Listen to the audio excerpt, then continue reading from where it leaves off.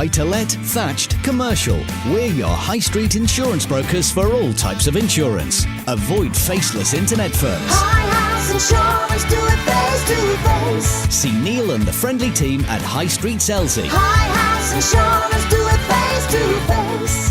Or call Selsey 606 552. Hello again, this is Mary Kennedy. Welcome to this week's programme. Let me tell you what we have for you, starting with our What's On spot. The 70-strong Selsey Community Choir has been a great success this autumn, and they will be performing at the Academy Selsey on December the 11th at 7:30pm. Tickets on the door £3, with children £1. On the 12th of December, Selsey Society meets at St Peter's Church Hall at 7:30 to hear Dudley Hooley of Air Museum Tangmere. Selsey Business Partnership and Selsey Town Team are organising a Christmas tabletop bazaar on the 18th of December at 5pm at Selsey Town Hall. All through December, the Cinema Club is running at Selsey Town Hall. Details on 605803. When you have the opportunity, visit our great winter walks at Pagham Harbour and Medmary. Selsey Horticultural Society meets on the second Friday of the month at 7:30 at the Selsey Centre. If you want to see good art, visit the shop at 89 High Street. If you want to paint, see details of local opportunities on Artstream Selsey website. Don't forget all our regular sports activities available on Sportstream website, and think of our local schools with all their celebrations. Cloud9 Musical Theatre Group are performing Dick Whittington and His Amazing Cat at the Town Hall on Friday the 27th and Saturday 28th of December. A matinee each day at 2:30pm and an evening show at 7:30pm. So if the children are bored with their presents, or you just want to come and have a good laugh, this is the place to go. Tickets are £6 for adults and £4 for concessions from Sue on 602260. Now we'll start with an interview with Kylee Scott, Selsey's youth worker. The Snak Shak Choir will sing for us, followed by Giles Pear's gardening tips, another recipe from Lynn Reeve, some more music from The Essentials, How You Play the Game, and a poem from Liz Dunlop. An extra treat this week is a sneak preview of the Selsey Community Choir's concert. And finally, a thought for the day from Bruce Allinson, the Methodist minister. This is Hugh Graham for Selsey Internet Radio, and I'm talking with Kylee Scott, Selsey's youth worker. Kylee, I was in the Snak Shak on Tuesday night, and I couldn't help but notice there's been a huge change. There has, yeah. And the first change I noticed was not amongst the kids, although that was partly it, but the number of parents who were calling at 8 o'clock to pick their children up. This didn't happen 2 or 3 years ago. No, it didn't. No. What's happened? Well, I wonder if it's anything to do with Mr. Blair's family first kind of notion and early intervention. So perhaps parents are parenting better. Really? Perhaps. I mean, there is a significant change, but also that these are Year 7 students. Yeah. What we can't comment on is... Now, for old people like me, what's Year 7? Year 7 is 12-year-olds. Okay, fine. So they're in their first year of senior school. Right. And so most of our young people that attend come from Year 7. We have a few Year 9s, and the Year 11s did pop in, but they're not staying. So, right. And the word from the academy is that Snak Shak is for the younger ones. So that's my task. And maybe it's about setting 2 different sessions on the same night. Mm-hmm. And if we know that our Year 7s are going at 8 o'clock, maybe to make it available for the older ones until 9, so they get, time away from the Year 7s. The thing that impressed me most of all was how enthusiastic the youngsters were. They're great, aren't they? Well, who would have thought that someone of my age would actually say that there was a lot of hope for the country, having talked to them. But these are kids that are thought to be disaffected and not not particularly well motivated. That doesn't appear to be the case. No, the year 7s are great. I mean, I think they are street kids. Yeah. Some of them anyway. Yeah. And what I've found in my short time of being here is that they used to whiz in, get their cake, and then go down the park. What I'm finding now is that young people are at the gates when I drive in, and they stay until 8 o'clock. Really? Yeah, they're not going to the park anymore. And it could be that it's cold, but even so, I think that it's we're building relationships with them and engaging with them. We were even doing a leapfrog the other day. When I was talking to sort of one or two of the girls there, they said to me very strange things I wasn't expecting. I said, "Why do you come in?" They said, "Well, it's ours." Yeah. And I said, "Well, okay, so it's ours, but what do you mean by that?" They said, "Well, we don't have any adults to interfere." Oh. But there are adults interfering because there are people in the background making sure that everything's conducted well. And you're there too, aren't you? I know. Maybe Right, they so don't see me as an adult. maybe they don't think you're an adult. Maybe not. Maybe because I have youth on my T-shirt. The other thing that I find impressive is that I have been coming to the Snak Shak off and on for ever since it opened here. And I remember skeptics were saying, they're going to ruin the place, they're going to trash it.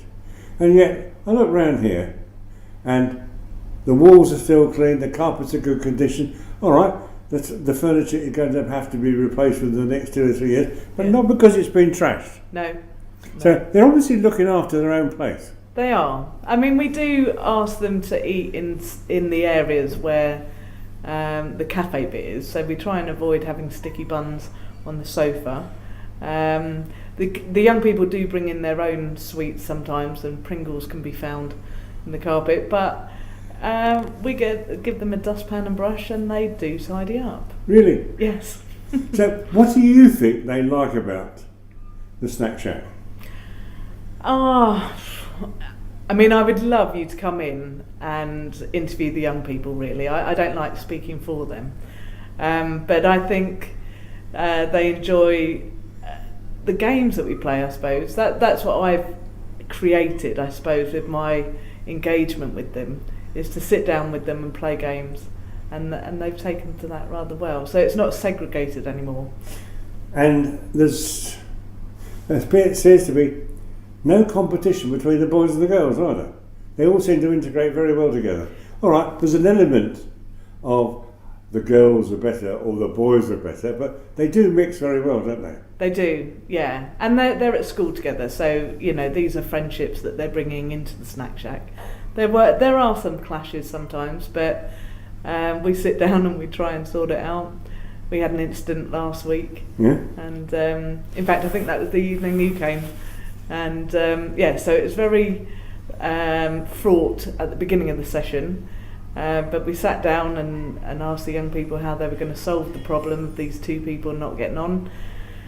And they stayed out of each other's way. And about an hour and a half later, they were playing Connect 4 together. Really? Yeah. How wonderful. I know, it's funny. So this is mending fences as well? It's being clear that this is for everybody and that no one person is going to get excluded, that actually, you know, behaviour needs to be a certain... there needs to be respect of each other, and if they can't respect each other, then they'll have to leave the session. But I haven't. Have you had to exclude anybody yet? I haven't. Some of the volunteers step up, but that young person then, through another young person, he came in and he said, "Can I have a pen and paper?" He took it outside, and this young person wrote a sorry note. Really? Yeah. So who was he saying sorry to? To the volunteer. Okay. Yeah. So basically, can I come back in? That's impressive, isn't it? It was very good. Yeah. Yeah. And how did the volunteer accept it? Good. Yeah. Clean slate. Back in. That was lovely. Yeah. Yeah. So the kids also sort of regulate their own territory. I think they know. Yeah. Yeah. They know that it's unacceptable to bounce on the furniture, and yeah. So, what do they get here which they don't get at home? Couldn't answer that. I don't know. I think it's free space, isn't it? I mean, they are out on the street until we open at 6 o'clock. So if this wasn't here, they would be out playing. Yeah.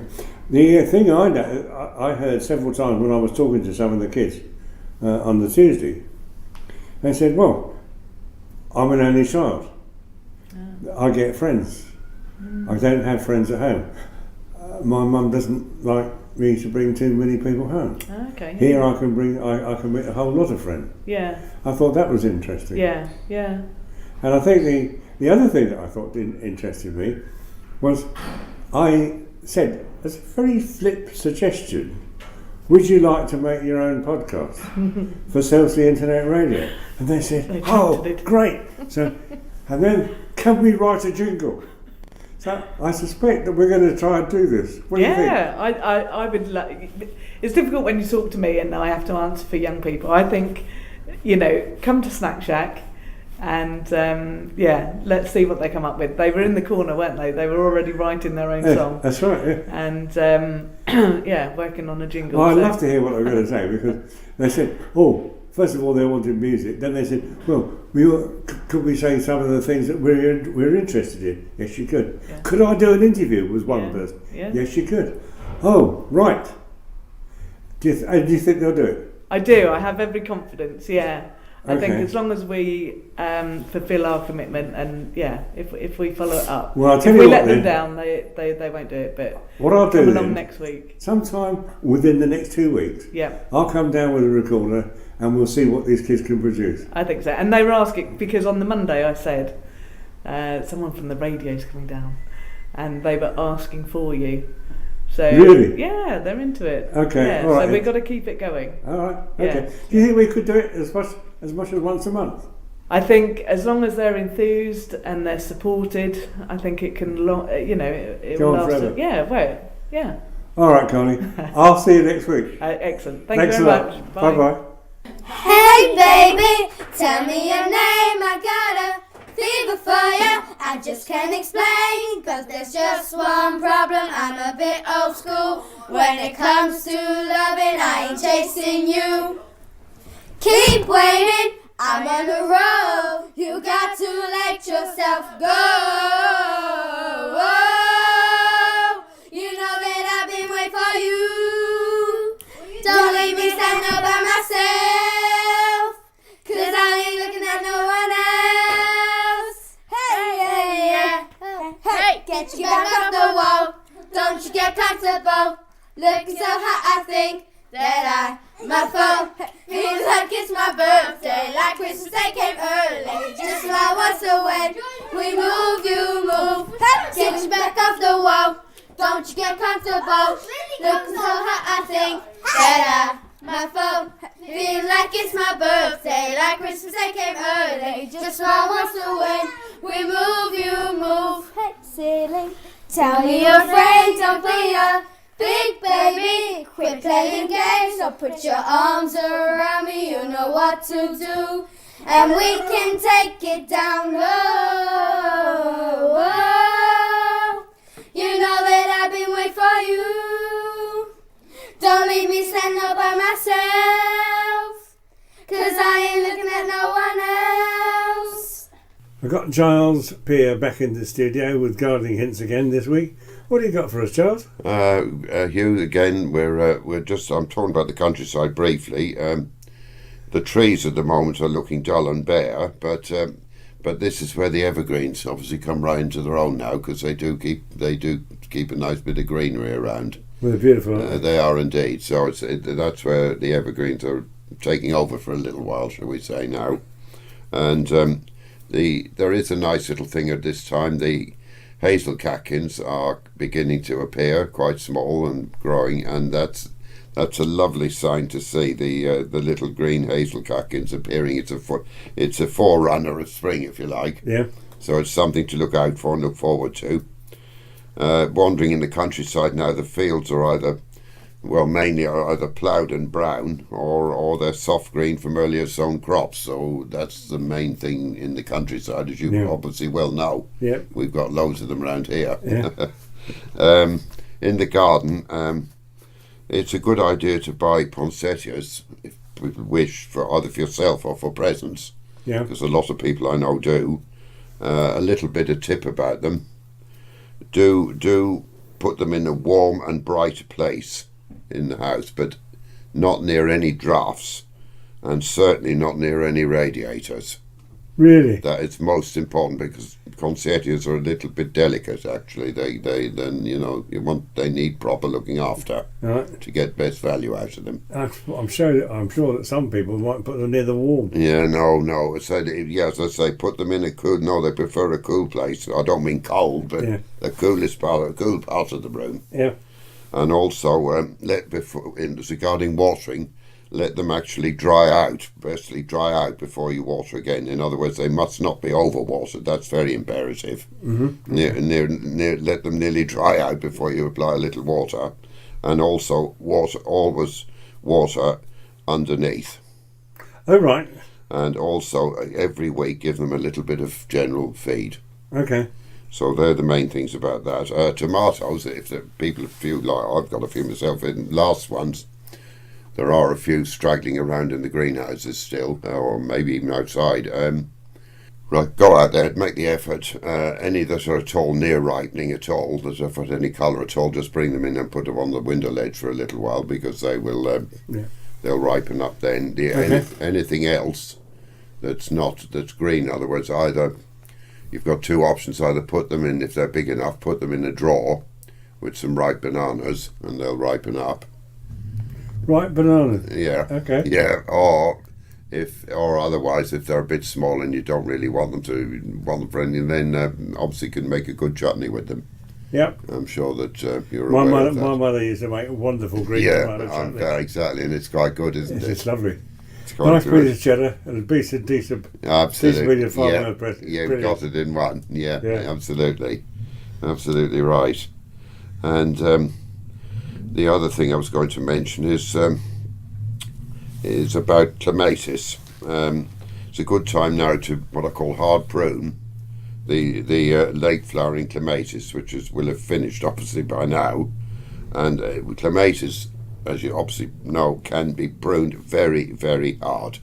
I didn't know And that. I mean hard, right down to the base nearly. Really? Yeah, really, as far as you wish to go, down as much as you go, near to the ground as you wish, as long as you leave, where you cut it off, cut above 2 strong buds on every stem, Okay. and it'll come back. Don't worry about it; it'll come back. And but don't anyone think about pruning the spring flowering clematis, or you'll prune away all the flowers that might be coming. Okay. Because that's a thing people tend to forget a little bit, because they're not doing anything much now. And the other little thing is, birds need our help now. Do keep the bird feeders topped up all the time, because especially they do tend to get to know where to go, the people that do it for them, and we become their friends. Yeah. So especially whether it's a bit chilly now, actually do keep the bird feeders well topped up, and don't just use nuts and seeds, because they also some of the birds like fruit and fatty scraps. Yeah. They like a mixture, in other words. We tried some fat balls last year. Yeah. You didn't like them at all. Oh, really? You No. see, the thing is, there are birds out there that do like them. I can't be honest, I'm not sure offhand which ones they are, but I know what you're saying. They're obviously the birds that like them are not in this area. And the blue tits, I thought would love it, but they didn't. No. And so they gorged themselves on peanuts. Oh yes, I can believe that. Oh Yeah. yes, yeah. No, I can believe that, because mind you, around here our main birds are seagulls, aren't they? Yeah. Well, we'll talk about them another time. Yeah. But we have the best fed seagulls in Selsey. I think we do. Yeah. I think we do. Right, a little tip which is relevant at this time of year. If you're using a ladder outside in the garden or anywhere for that matter, it's a little tip to stop it sinking into the earth or the border or the turf. It's a very basic tip. Put 2 empty tin cans on the legs, Oh, what a and good it will idea. stop it sinking into the ground. That's a brilliant idea. Very basic, but Yeah. it works. Okay, thanks a lot for that, Tom. and the other thing is when buying carnations or roses for the house, Yeah. never buy them when they're all in tight bud, because quite often the people do, but the buds should be actually unfurling a bit, because otherwise, believe me, I've had it happen myself. They will not come to anything. They Really? will not come out quite often. So That's do fair. make sure that the buds are, opening a bit, Okay. because if they're all budded, don't touch them. And the last little thing is, if you want to keep vase flowers fresh for longer, put a little nip of vodka into the water. Really? It does work, believe me. No, so just a little tot of vodka. So it gives a bloom to the bloom. It thing. does, yeah. All right, John. Thanks very much. We'll talk to you next week. Yeah. Right, well, we're back in Tuppenny Rice with Lynn Reeve, and she's going to give us another one of her delicious recipes. What you got for us this week, then, Lynn? Well, I thought about a good old vintage trifle, Hugh. Eh? Trifle, okay. Good old-fashioned trifle. Just a couple of little tips along the way with it. Just maybe give it a little bit of an extra zest Okay. with our usual alcohol. All right. Yeah, cool. And just right for Christmas. A vintage trifle, and you're going to need some sponge cake. Any kind of sponge cake's good. Stale cake's really good. Yeah. I know we don't sell that at Tuppenny Rice. So it's leftovers, isn't it? It's leftover cake, but a good quality one. You want a good quality cake. Yeah. You want a sponge cake, a Victorian sandwich, or any kind of cake, but a good quality one. 450 grams, or 1 pound if you like, of fruit puree. I can't say it this morning. Fruit puree. Jam or quince jelly. All right, quince jelly is really lovely with this. Okay. Okay. For the topping, you're going to want 1 pint of double cream, 4 ounces of glacé cherries, 4 ounces of blanched or topped almonds, a tin of fruit, leftover fruit's good, mandarins or something you've got in the fridge, that you've left over from Sunday lunch. They're really good to put in. A trifle's a good way of using up all sorts of things, really. I've even put a chocolate log in there before now, and it's been lovely. It's been Yeah, gorgeous. You want some ratafia biscuits, amaretto, those Yeah. little ones that you get in cafes and things. Yeah. You need a little bit of angelica. Do you get them into Tuppenny Rice? What, yes, you do. Yes, you do. With hot chocolate and things like that, you always get one on the side. Okay. Yeah, they're lovely. I can't stay away from them. Custard sauce. Now, you can make this up readily beforehand, the custard sauce, because you need it to be cold when you put it on top of the trifle. So you can even make it the day before if you wanted to. And, of course, the old favourite, a good dash of sherry. All right? Yeah.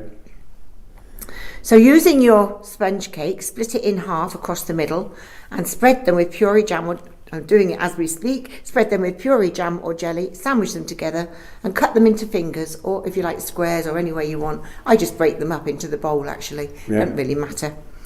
Arrange them in a shallow trifle dish, about 12 inches across the top and 3 inches deep. All right? Right, So okay. you don't want a great big deep crystal bowl here. Yeah. We're just looking at a shallow trifle dish. Sprinkle the sponge fingers with plenty of sherry.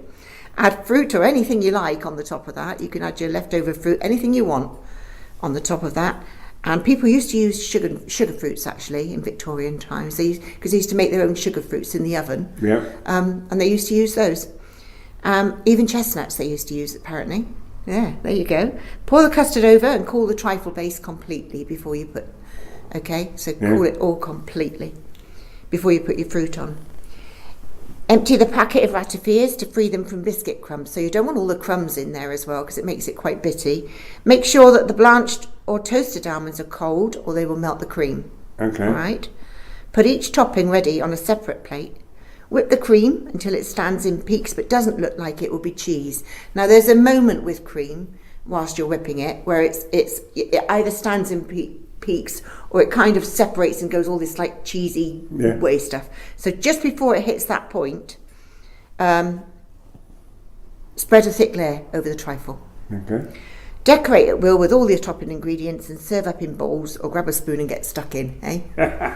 That's the way to do it. Sounds marvellous. It's a vintage trifle and it is delicious. You don't have to save it for Christmas. You can have it with any Sunday tea, Okay, any now, high tea. tell me about custard. So what am I going to tell you about custard? Well, I used to have disgusting custard at school, Yeah. and it put me off custard forever. Oh, But I've tried custard since when it's been made properly. I have no idea how you make it properly, so how do you make it? well, you use egg yolks and vanilla and things like that, Hugh. I'll tell you what, we'll do custard next week. Okay, all right, that's fine. All right? Yeah, We're fine. going to custard next week. Only because Because I'm sure there's an awful lot of our generation yeah, who have grown up disliking custard. yeah. There are a lot of people that don't know how to cook. I'll tell you, to be honest with you, it's worth cheating on a trifle and just using ready-made custard. Is it? It really is. When you make your own custard, you either make it just that bit too thick so that it sort of gels on the top of the trifle and you get this horrible thick skin that everybody hated at school. Do you remember that? Yes. Or you make it too runny. And that's even worse because you dip your spoon into this soggy trifle and it's really not nice. And it is worth cheating with a So vintage you trifle. you actually buy the I actually use ready-made custard on my trifle. Okay. There you go. fair enough. So that's one of the secrets then of a perfect trifle. Okay. It is. Thanks a lot, Liv. And we'll look forward to hearing from you next week.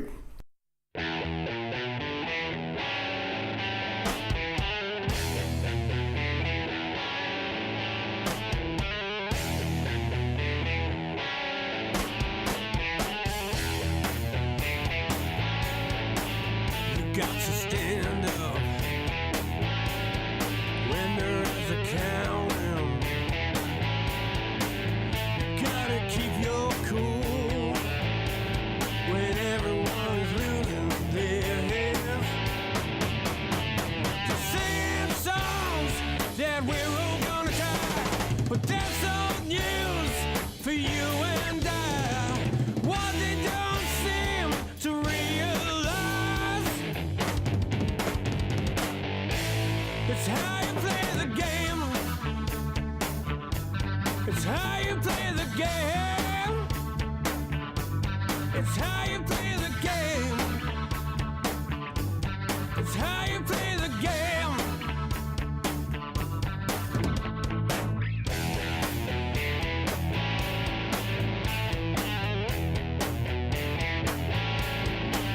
Don't be a fool. Open up your eyes. You know the score. Loose lips and chips. Everything you say is evidence against you.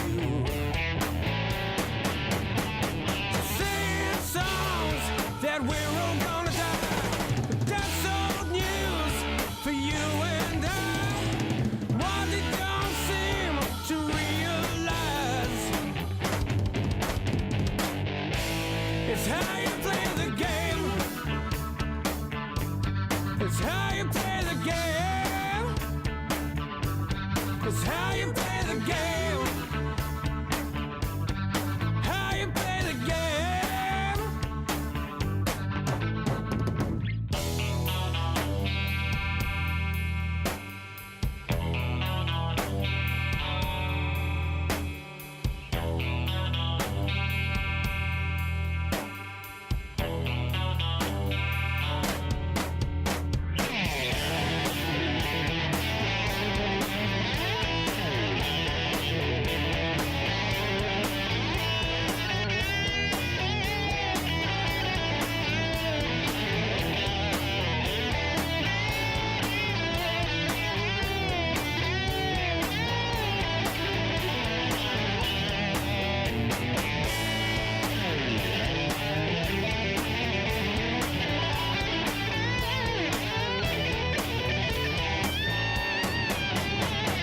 Sing songs that we're all gonna die, but that's old news for you and I. What they don't seem to realize, it's how you play the game. It's how you play the game. It's how you play the game. It's how you play the game. How you play the game, how you play the game, how you play the game. How you play the game, how you play the game, how you play the game. How you play the game, how you play the game, how you play the game. How you play the game, how you play the game, the game. It's how you play the game.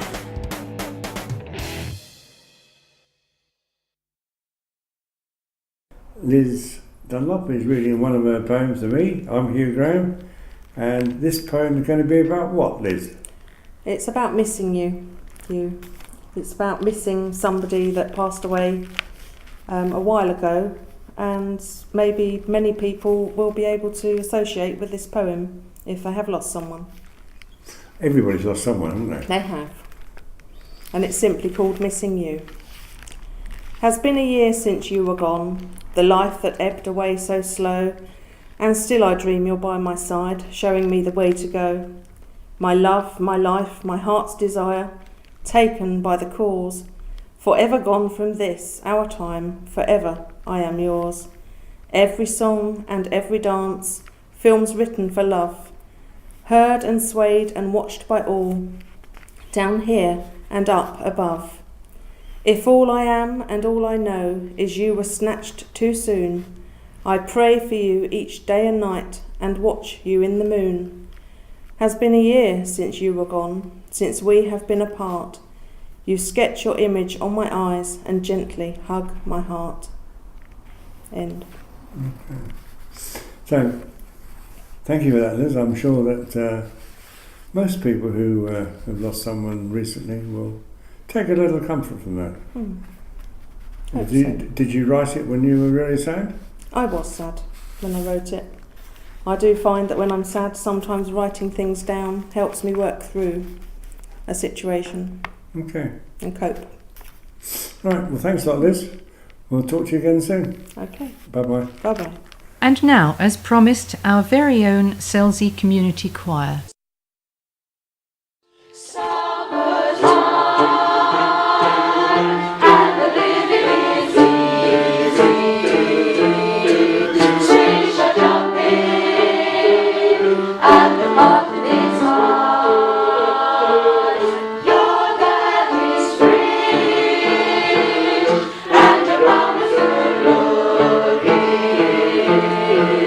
So hush, little baby,